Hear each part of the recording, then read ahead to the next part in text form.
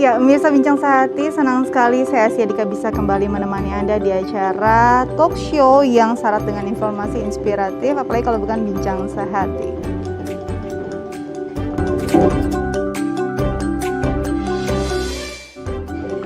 Ya, pemirsa Bincang Sehati, kita manusia pastinya dianugerahi sepasang ginjal untuk membantu kesehatan, membantu metabolisme tubuh kita. Tapi kadang kita suka terlupa nih untuk menjaga kesehatan ginjal kita dengan lifestyle kita setiap hari. Sehingga banyak sekali gangguan kesehatan yang terletak pada ginjal dan ini berpengaruh dan berdampak sangat negatif pada tubuh.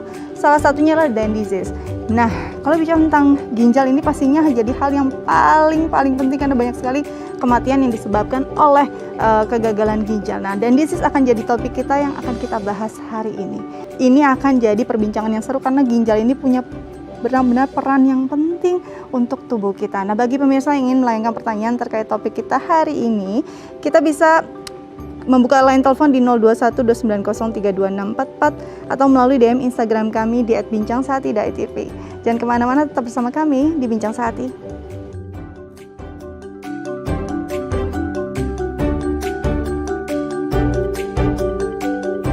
Baik, saat ini kita sudah terhubung via sambungan Zoom dengan Dr. Muthalib Abdullah SPPD, KGH Finasim, seorang dokter spesialis penyakit dalam dari Bethsaida Hospital. Oke, langsung kita sapa. Halo Dok, apa kabar? Kabar baik, selamat pagi, salam sehat selalu untuk pemirsa dan Salam Mbak Dika juga. Sehat selalu, harus sehat apalagi dokter sebagai garda terdepan ya di masa pandemi harus sehat. Oke Dok, kita bicara tentang ginjal hari ini. Kalau bicara tentang ginjal, kita kan dianugerahi 2 ginjal di sisi kanan dan sisi kiri. Sebenarnya fungsinya, perannya dalam tubuh itu apa sih Dok? Ya, tadi sudah disebutkan bahwa ginjal itu ada 2 ya. Salah satu organ tubuh yang mempunyai sepasang, kanan dan kiri. Ginjal itu sangat unik. Uniknya adalah dia sebagai filtrasi daripada cairan yang diperlukan oleh tubuh, kemudian yang tidak diperlukan dieskresi, kemudian yang kedua dia bisa juga meregulasi tekanan darah, yang ketiga ginjal juga bisa memproduksi suatu hormon untuk tadi tekanan darah untuk memproduksi sel darah merah. Jadi ginjal itu mempunyai keunikan multifungsi. Jadi ginjal itu multifungsi banget nih buat tubuh. Jadi memang perlu sekali perannya dijaga. Nah, kadang-kadang apa sih yang membuat seseorang itu lupa untuk menjaga kesehatan ginjalnya? Apakah memang dampaknya atau efek dari kalau kita kurang menjaga ginjal nih dirasakannya bukan dalam jangka pendek, justru jangka panjang? Betul gitu nggak sih Dok? Ya, memang ginjal itu kerja yang tadi disebutkan multifungsi. Jadi apabila fungsi ginjal itu terganggu, dia akan berlangsung secara perlahan-lahan. Kadang-kadang kita bisa menyebut suatu penyakit yang tenang-tenang menghanyut. Jarang sekali ginjal itu bersifat akut. Biasanya berlangsung dalam waktu lama. Jadi kadang-kadang juga oleh penderita bahwa yang bersangkutan sudah menderita penyakit ginjal. Nah, itu keunikan daripada ginjal. Jadi kita harus aware dalam memelihara ginjal kita. Yang paling sederhana adalah sering memeriksa kadar urin kita. Jadi memeriksa urin analisa kita. Dari situ mungkin kita bisa mendeteksi apakah kita sudah ada kelainan pada ginjal atau tidak. Jadi harus sering mengecek urin kita. Ini ceknya seperti apa Dok? Ada cek yang mungkin sederhana bisa dilakukan nggak sih oleh kita di rumah? Apakah bisa mengecek dari kandungan warnanya atau seperti apa? Ataukah memang harus ke rumah sakit? Yang paling sederhana adalah kita periksa urin kita pagi hari, yang terutama pagi hari. Kemudian kita periksa di gelas ukur yang jernih, gelas ukur yang bening maksud saya. Nah, dari situ kita bisa lihat keadaan normal adalah warnanya kuning muda jernih. Kuning muda jernih. Nah, itu yang harus kita perhatikan. Apabila sudah ada seperti kristal-kristal atau agak keruh, nah, apakah suatu tanda-tanda bahwa ginjal sudah terjadi suatu kelainan.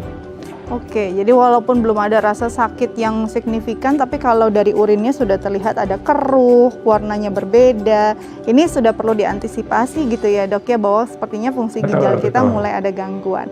Oke, bicara tentang gangguan fungsi ginjal ini banyak banget pastinya, ada gagal ginjal mungkin yang banyak orang tahu gitu ya. Tapi kalau tentang Danon disease, ini sebenarnya apa sih dok? Danon disease ini penyakit genetik ya, penyakit genetik yang sangat jarang sekali di dunia ini. Biasanya para tenaga medis menemukan secara kebetulan karena tidak ada screening khusus untuk Danon disease ini. Karena Danon disease ini hanya diketahui apabila sudah ada komplikasinya.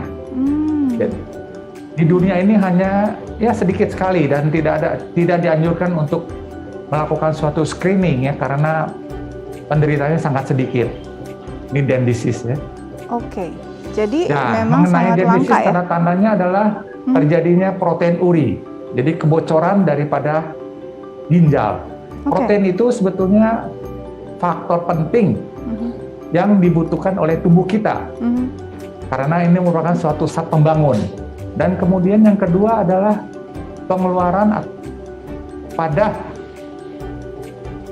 kalsium yang sehingga apabila kalsium dikeluarkan secara berlebihan, maka akan mengganggu pertumbuhan dari si pasien tersebut.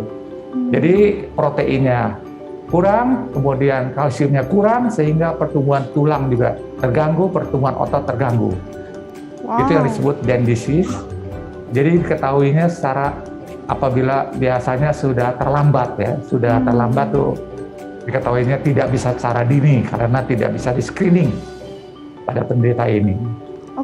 Ini kan tadi dibilang genetik, apakah memang benar-benar turunan? Dan kalau misalnya orang tuanya memiliki penyakit ini, bisa nggak kita screening sejak awal? Kalau tadi kan memang kalau screening tanpa penyebab kan sulit gitu, tapi kalau sudah ada riwayatnya, apakah bisa kita screening pada anak sejak awal? Ya, bisa saja di screening secara awal ya.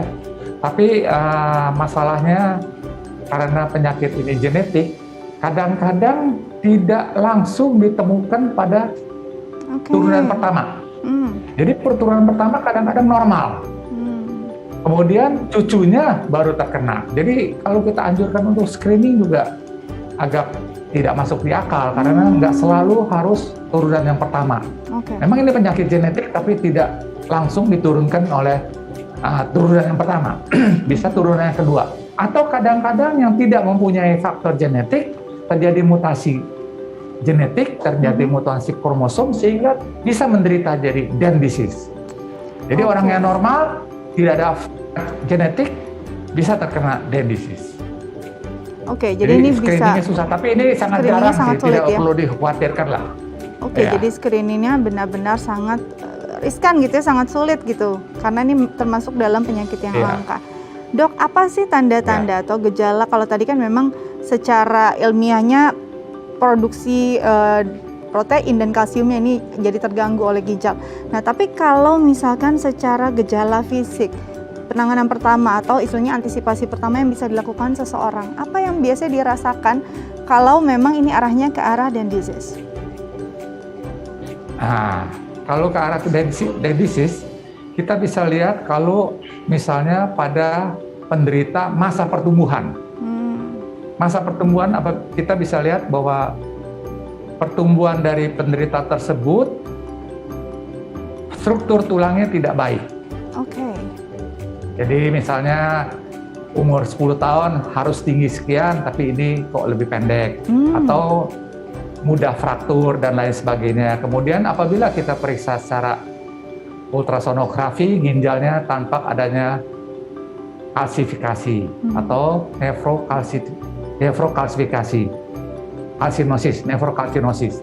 Jadi ditemukannya tidak bisa secara screening, ditemukannya apabila sudah terjadi gejala. Jadi sudah ada gejala baru bisa nih kita melihat apakah kondisinya masuk ke dalam istilahnya kategori Danon disease. Nah, Dok, pengobatannya tuh apa sih yang harus dijalani saat seseorang sudah didiagnosa sepertinya memang harus menjalani pengobatan untuk Danon disease? Untuk mengobati penyakit dendrisis ya, obatnya tidak ada. Tapi Wow. akibat daripada dendrisis tersebut, misalnya kita harus mengatur kalsium di dalam darah cukup, kemudian protein di dalam tubuh kita cukup. Dengan itu kemudian kita juga mengawasi adanya terbentuknya batu di ginjal, jangan sampai terbentuk. Nah ini kita hanya bisa mencegah saja, tapi buat mengobati belum ada obatnya sampai sekarang ini. Berarti harus Karena ini merupakan dipikirkan. suatu penyakit genetik. Oke. Berarti benar-benar harus dipikirkan dong asupan tadi, terutama untuk kalsium dan juga proteinnya ya. Apakah harus mengasup protein dan kalsium di atas orang yang sehat? Nah untuk kalsium kita harus berikan kalsium sesuai dengan yang keluar. Jadi kebutuhan kalsium sehari berapa, yang keluar berapa, kita hitung. Nah kita berikan sesuai itu. Seperti protein juga. Protein yang keluar berapa, nah kemudian yang kita asupkan plus kebutuhan pertumbuhan beda ya. Jadi masa pertumbuhan itu kebutuhan protein jauh lebih tinggi daripada dewasa. Nah ini karena terjadinya pada masa pertumbuhan, jadi proteinnya harus kita berikan lebih daripada biasanya. Oke. Apakah perlu vitamin tambahan dok untuk ini? Kadang-kadang mungkin kalau dari makanan tidak tercukupi, apakah boleh dengan vitamin tambahan?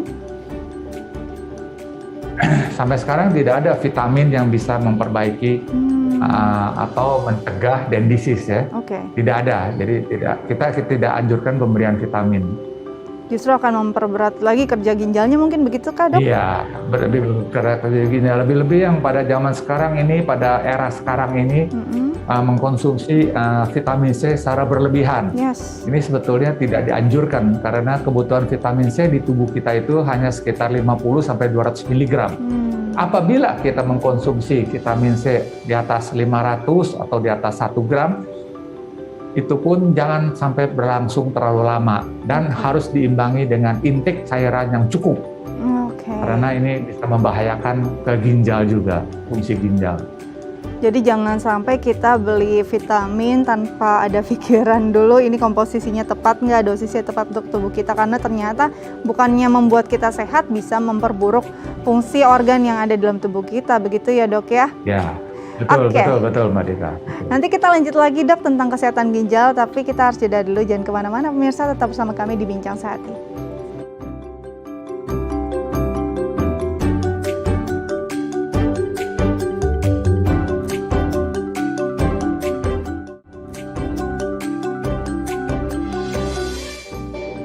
Ya pemirsa, Bincang Sehati masih bersama kami. Di Bincang Sehati masih membahas tentang dendrisis bersama Dr. Muthalib Abdullah SPPD KG Hafi Nasim dari Rumah Sakit Bethsaida Hospital. Dan bagi pemirsa yang masih mau melayangkan pertanyaan tentang topik kita hari ini, bisa menelpon kami di 0212903244 atau melalui DM Instagram kami di @bincangsehati. Langsung kita lanjutkan perbincangan bersama Dr. Abdullah.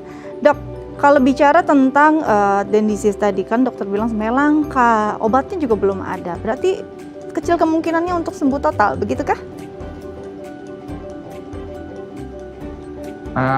Karena yang maksudnya dendrisis ya, iya, Mbak Mika ya. Betul, dendrisis ini kan langka. Kalau karena penyakitnya genetik nggak ada istilah bisa sembuh total ya. Dia akan menderita terus, jadi nggak akan mungkin disembuh total. Semua penyakit genetik biasanya tidak bisa sembuh total, hanya kita menahan supaya jangan memperberat atau menahan komplikasi selama mungkin. Tapi untuk sembuh total nggak mungkin, Mbak Dika. Dan dengan menahan ini hanya dengan tadi menjaga kondisi tubuhnya, menjaga konsumsi yang dia asup gitu. Hanya itu kah dok? Atau memang ada pengobatan yang spesifik terkait penyakit ini? Ya, tidak ada obat-obat spesifik, tidak ada. Jadi kita hanya bisa menahan saja. Dan ini kita juga jangan terlalu khawatir ya, karena penyakit ini sangat jarang. Sangat jarang sekali, hanya ditemukan 250 keluarga kalau nggak salah seluruh dunia.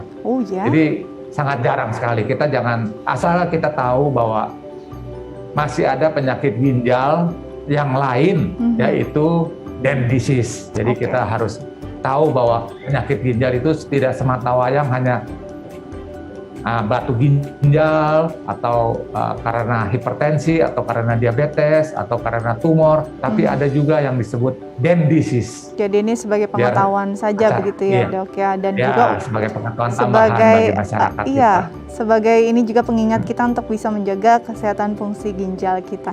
Oke, Dok, ini Ya. sepertinya ada DM Instagram. Kita tunggu. Nah, ini DM Instagram dari @eka. Pertanyaannya, Dok, saya usia 25 tahun, perempuan dan sedang hamil trimester pertama. Saya cek ke lab urin, hasilnya cek urin lengkap saya terdapat bakteri dan benang mukosa. Dan jumlahnya leukosit esterase 25 plus per UL. Itu artinya apa ya, Dok? Ada penyakitkah? Silakan, Dok.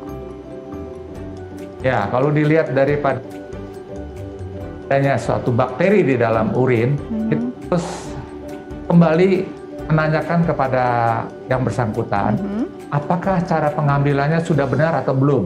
Oke. Karena pengambilan urin itu, terutama pada wanita, itu beda dengan laki-laki. Kita harus bersihkan dulu atau semprot atau dengan kita bilas alat genitalnya. Setelah kita bilas, urin yang pertama kita buang. Kemudian urin tengah yang kita ambil untuk kita periksa. Jadi cara pengambilannya sudah benar atau tidak, karena pengaruhnya banyak kalau pada wanita, beda dengan pada laki-laki ya. Oke, jadi kalau ini misalnya pengambilannya ya. sudah benar, Silakan, Dok. kita biasanya yang amannya kita kultur atau kita berikan obat-obat yang antibiotik yang tidak mempengaruhi ke janinnya. Itu saja. Oke, jadi memang harus dilihat dari awal nih, untuk perempuan sedikit lebih unik karena pengambilan sampel urinnya juga harus benar-benar diperhatikan. Tadi dibilas dulu bagian genitalnya, pipis pertama gitu ya, urin pertama, lalu urin tengah yang baru akan mungkin efektif untuk bisa diteliti apakah benar-benar ada penyakit di area mungkin kandung kemih sampai ke ginjal begitu ya, Dok ya. Iya, betul. Oke, mungkin ini bisa berguna untuk Mbak Eka di rumah ya. Oke, Dok, kita bicara tentang ginjal sekarang. Tadi kalau kita bicara bahwa sebenarnya ginjal itu adalah satu organ yang fungsinya penting sekali. Kadang orang suka lupa nih untuk menjaganya, caranya seperti apa. Banyak yang bilang ya udah minum yang banyak. Benar nggak sih minum yang banyak ini bisa menjadi satu cara yang efektif untuk membuat kerja ginjal kita bisa baik dan efektif juga? Ya, bukan minum banyak ya, minum sesuai dengan kebutuhan ya. Sesuai aturan. Kalau ya, minum Dok, banyak itu ya sesuai aturannya. Misalnya kita aktivitas ringan sampai sedang itu cukup 1 sampai 1,5 liter. Jangan berlebihan, ada yang mitos minum sampai 5 liter. Iya. Itu pun berbahaya ya, karena bisa terganggu elektrolitnya. Elektrolit dalam tubuh bisa terganggu dengan minum yang terlalu banyak itu. Bisa terjadi hiponatremi, jadi natriumnya berkurang di dalam darah kita atau di dalam tubuh kita. Jadi semua tidak boleh berlebihan. Betul. Cukup saja sesuai dengan kebutuhan. Ya. Jadi kalau kita klasifikasikan, Dok, berapa sih kebutuhannya? Tadi kalau lagi beraktivitas sedang berarti berapa liter kira-kira, Dok? Kalau sedang biasanya 1,5 liter sudah cukup. Kecuali kalau misalnya olahragawan, misalnya berapa jam sehari sampai 5-6 jam, misalnya pemain sepak bola, pemain badminton dan lain sebagainya, mungkin bisa butuh 2-3 liter. Tapi kalau aktivitas ringan sedang, menurut saya 1,5 liter sudah cukup. Apalagi kalau kaum rebahan ya, Dok, kita di bawah itu jangan-jangan. Iya, lebih banyakkan tiduran terus Banyakan ya, 1 liter, 1,5 sudah cukup. Sudah cukup. Nah kalau kita memang karena kalau terlalu banyak juga beban ya terhadap ginjal. Oke. Nah, Dok, kalau misalkan apa yang terjadi jika kita mungkin masih banyak nih masyarakat salah kaprah loh, banyak minum itu bagus buat ginjal, buat tubuh, padahal nggak sesuai kebutuhan badannya. Apa yang terjadi jika kita kebanyakan minum? Kalau tadi dokter bilang elektrolitnya jadi bermasalah juga kan dalam tubuh. Apa yang terjadi, Dok? Ya, elektrolit bermasalah bisa terjadi, umumnya terjadi hiponatremi ya, natrium di dalam darah kita berkurang. Dengan terjadi berkurangnya itu bisa terjadi penderita tersebut udem ya, udem jadi kakinya udem dan lain sebagainya. kemudian fungsi ginjalnya kalau berlangsung lama juga akan menurun. Oke. Jadi kita nggak boleh terlalu over dalam hal ini. Nah, kalau kebalikannya dok, ini airnya kurang, apa yang terjadi pada Kalau ginjal? sampai berat, ya. Mhm. Kalau sampai berat ya, hiponatremia itu bisa terjadi sel-sel otak tuh terjadi udem, Wow. sehingga terganggunya cara berpikir dan lain sebagainya. Wow. Itu yang lebih berbahaya. Iya, Aduh. jadi jangan sampai terjadi udem cerebris, udem sel-sel otak. Ini Itu serem yang menjadi banget. masalah. Jadi jangan sampai kita lemot gara-gara kebanyakan minum gitu ya dok ya, karena bisa Iya, betul. bisa mengganggu gitu loh kerja Bermasalah. otak. Nah dok, kalau tadi bicara tentang kalau kekurangan minum, ini apakah memang jadi satu, memang banyak sekali orang yang jarang sekali minum, bahkan kalau minum bukan air putih gitu, mungkin harus air berwarna. Ini masalah nggak dok? Dan masalah yang akan dihadapi seperti apa kalau kita kekurangan minum? Kalau kita kurang minum, masalahnya yang tadi sudah jelas ya, bahwa kalau kurang minum itu terjadi dehidrasi. Tergantung dari umur kita. Kalau umurnya misalnya remaja ya, ini kita pikirkan orang sehat ya. Yes. Remaja dibandingkan geriatri, kalau geriatri kurang minum, itu fungsi ginjalnya akan terganggu. Tapi kalau remaja kurang minum, biasanya fungsi ginjalnya masih bisa bertahan. Tapi jangan berlangsung terlalu lama. Kedua, apabila kurang minum disertai kurang gerak, nah itu masalahnya bisa terbentuk kristal-kristal. Lebih dengan konsumsi vitamin C berlebihan atau obat-obat berlebihan terbentuk kristal-kristal, akhirnya jadi batu ginjal, akhirnya fungsi ginjal akan menurun. Jadi itu masalah yang utama, kita harus secukupnya lah semua, minum cukup ya. Kemudian makan makanan yang makanan atau minuman, hati-hati makanan atau minuman yang warnanya mencolok. Ini yang disenangi oleh anak-anak kecil ya. Karena ini biasanya yang mencolok ini ada zat warna. Zat warna ini tidak kita anjurkan ya, karena ini zat warna ini tidak sesuai untuk fungsi ginjal. Biasanya zat warnanya ini beracun, yang diberikan zat warna biasanya untuk bahan cat. Itu yang bahaya yang tersebar di masyarakat karena harganya murah. Itu yang menjadi masalah, kendala bagi kita sebagai orang tua, terutama anak-anak, jangan diikuti apabila melihat makanan atau minuman yang warnanya mencolok, yang menarik perhatian. Itu biasanya berbahaya terhadap ginjal.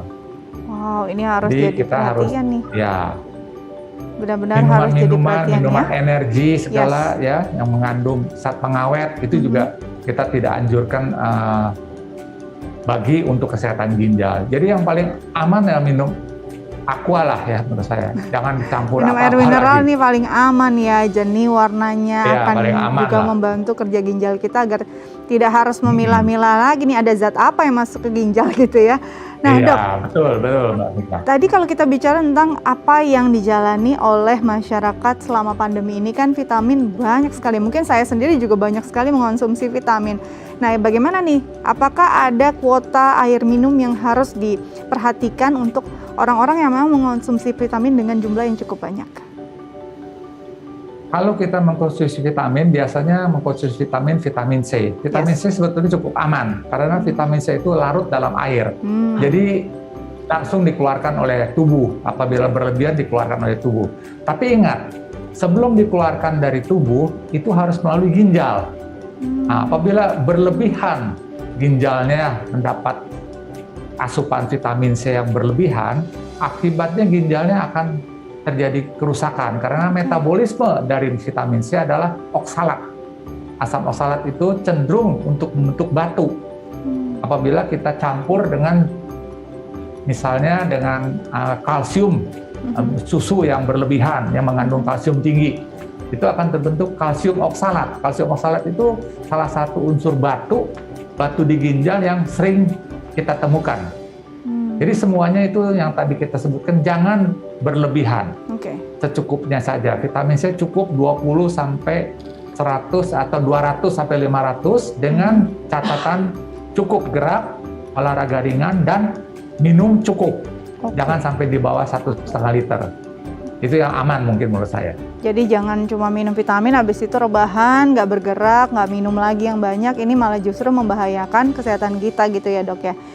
Ya, terus minum susu lagi dengan kadar kalsium yang tinggi. Nah, itu yang Ini yang berbahaya justru ya. Pemicu, ya. Wow, ini Iya, jadi pengetahuan baru gitu ya, Dok. Dok, yang terakhir mungkin apa sih yang jadi indikator seseorang mulai ada fungsi ginjalnya yang bermasalah? Biasanya orang tuanya sakit pinggang, bener nggak, Dok? Masalah dari ginjal itu dibagi atas 3 bagian ya. Bisa pre ginjal atau di aliran darahnya, itu bisa karena misalnya dari makanan yang tadi kita sebutkan ya, yang toksik terhadap ginjal, dari tekanan darah tinggi atau hipertensi, dari DM, diabetes mellitus ya. Bisa juga dari masalah di ginjalnya. Masalah di ginjalnya misalnya ada batu yang kita diamkan saja, akibatnya terinfeksi dan merusak, atau penyakit turunan seperti kista ginjal dan lain sebagainya, atau tumor ginjal, itu masalah di ginjal. Yang ketiga, setelah ginjal. Setelah ginjal itu biasanya di saluran ginjalnya, saluran ureter istilahnya. Nah, itu misalnya pada laki-laki keganasan dari prostat dengan metastasis. Kemudian pada wanita keganasan dari leher rahim dengan metastasis. Akibatnya aliran dari ginjal, urin yang terbentuk oleh ginjal, alirannya terganggu sehingga terjadi obstruksi. Ginjalnya membesar. Nah, membesar itu menekan sel-sel normal di dalam ginjal. Ditambah lagi dengan adanya stagnan tersebut, hidronefrosis tersebut, menambah insiden untuk terjadi infeksi. Infeksi, dirusak oleh infeksi, kemudian dirusak oleh tekanan. Nah, itu ginjalnya akan menjadi rusak. Jadi dibagi 3. Sebelum ginjal, pada ginjalnya, dan sesudah ginjal. Wow, ini pengetahuan yang penting nih ya. Dok, nanti kita lanjutkan lagi, tapi kita harus jeda terlebih dahulu ya, Dok ya. Nah, pemirsa di rumah jangan kemana-mana, tetap bersama kami di Bincang Sehati.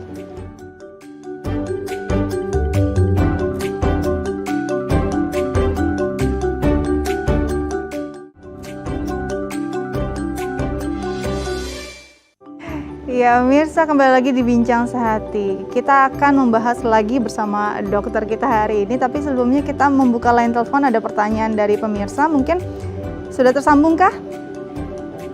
Oke, sepertinya belum tersambung ya. Kita kembali lagi menanyakan pada dokter. Dok, sebenarnya hal-hal apa yang bisa tadi mungkin selain memperhatikan asupan air yang masuk ke dalam tubuh, ada hal lain nggak sih yang bisa kita lakukan untuk bisa membantu kesehatan ginjal kita? Kurang keras. Saya ulangi nih ya, Dok ya. Kurang keras sepertinya ada gangguan. Dok, ada hal lain nggak sih yang bisa kita perhatikan untuk menjaga fungsi ginjal kita? Kalau tadi kan mungkin memperhatikan asupan air yang masuk. Apakah ada hal-hal lain yang bisa kita lakukan mungkin dari lifestyle kita? Kita di samping cukup minum dan minuman yang tidak yang macam-macam, minuman energi atau minuman instan ya. Juga kita ada aktivitas kayak kristal-kristal yang ada di dalam ginjal kita bisa terbuat kreasi dengan baik. Yang ketiga, yang paling penting adalah kita jangan lupa sering memeriksa urin rutin ya, urin rutin. Atau kita memeriksa urin rumah ini, kita periksa urin tengah kita lihat warnanya normalnya harus kuning jernih, kuning muda jernih, kemudian tidak mengandung partikel-partikel atau ya butiran-butiran, jadi benar-benar bersih. Apabila terjadi itu dan warnanya itu tidak keruh, apabila terjadi itu harus kita segera memeriksa ke laboratorium yang ringan saja, misalnya pemeriksaan urin rutin di laboratorium. Hasilnya bisa dikonsulkan ke dokter ya. Terima kasih. Jadi bisa ditampung ya, berarti ya harus ditampung dalam wadah yang jernih. Kita bisa lihat tingkat kebeningannya, warnanya. Ada 3 partikel-partikel di dalamnya. Jadi kalau sudah ada nih, kayaknya sudah warning nih, kita harus memeriksakan diri ke ahlinya begitu ya, Dok. Dok, ada nggak sih hubungannya kesehatan ginjal dengan konsumsi alkohol atau rokok yang berlebihan? Kalau misalnya rokok ada, ya, karena pecandu rokok umumnya komplikasi yang paling sering kita temukan adalah kanker kandung kemih. kanker kandung kemih, itu dari rokok. Karena nikotin itu dieskresi juga oleh ginjal, nikotin yang berlebihan. Kemudian kalau alkohol sampai sekarang tidak ada hubungannya dengan ginjal ya biasanya. Tapi alkohol itu masalahnya ke hati, ke liver. Nah itu bila berlebihan, livernya akan terganggu atau mengalami suatu kerusakan yang disebut sirosis hepatis. Jadi di luar negeri, sirosis hepatis banyak akibat alkohol. Di negara-negara Asia atau Afrika banyak karena penyakit infeksi. Oke. Itu, jadi alkohol umumnya ke hati, bukannya ke ginjal. Ke hati. Jadi justru ginjal ini bisa dibuat fungsinya istilahnya jadi buruk saat kita menjadi perokok yang lumayan berat gitu ya dok ya. Ini bisa jadi ada masalah besar. Betul. Di rokok itu mestinya ditulis juga tuh bahaya terhadap kanker, terhadap terhadap ginjal mestinya atau terhadap kandung kemih. Karena selama ini taunya di paru-paru sampai ke arah esofagus ke atas gitu ya dok ya. Ternyata di bawah juga bisa jadi masalah gitu. Nah bisa dok kalau bicara tentang tadi kesehatan ginjal, dokter juga bilang bahwa kita harus rutin juga nih memeriksa tekanan darah. Apa sih indikatornya dari tekanan darah jika fungsi ginjalnya ini ada gangguan? Tekanan darah biasanya pada penyakit ginjal itu saling berhubungan. Ya, saling berhubungan. Misalnya ginjalnya rusak akibat daripada misalnya penyakit lain bukan dari tekanan darah, itu bisa menyebabkan misalnya diabetes.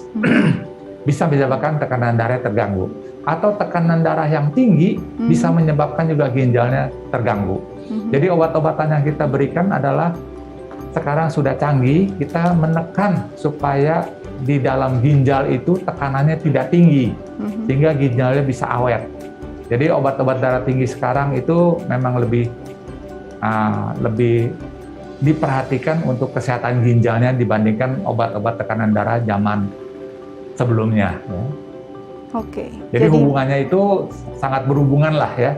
Makanya ada penyakit yang disebut kalau hipertensi atau ginjalnya terganggu bisa menyebabkan macam-macam, misalnya jantungnya dan lain sebagainya, stroke dan lain sebagainya, itu akibat daripada tekanan darah tinggi. Jadi hubungannya itu saling berikatan satu sama lain. Jadi hubungannya sangat erat satu sama lain. Tentang tadi kita sudah bahas banyak sekali ya.